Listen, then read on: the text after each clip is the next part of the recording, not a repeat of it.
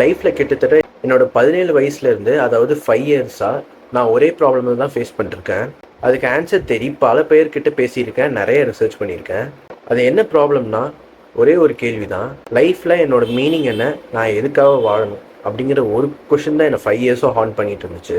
இதை பற்றி நிறைய ரிசர்ச் பண்ணதுக்கப்புறம் செல்ஃப் ட்ரான்செண்டன்ஸ் அப்படிங்கிற கான்செப்டை நான் மீட் பண்ணேன். அதோட மெயின் கான்செப்ட் என்னென்னா, நம்ம மனுஷங்க நமக்காக தான் யோசிப்போம். அதிகபட்சம் நம்ம லைஃப்பில் நம்மளை தவிர நம்ம லவ்டு ஒன்ஸ்க்காக கேர் பண்ணுவோம், அவங்களுக்காக யோசிப்போம், உழைப்போம். பட் நம்மளையும் தாண்டி ஒரு மிஷன், ஒரு பர்பஸ்க்காக கேர் பண்ணி அதுக்காக உழைக்கிறது தான் செல்ஃப் ட்ரான்செண்டன்ஸ்.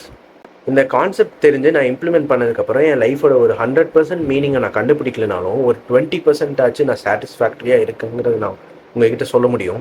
ஒரே ஒரு நாள் ஒரு ரூமில் உட்காந்து நம்மளையும் தாண்டி இந்த உலகத்தில் நாம் என்ன பண்ண முடியும்னு யோசிச்சு பாருங்கள். This will genuinely change your life.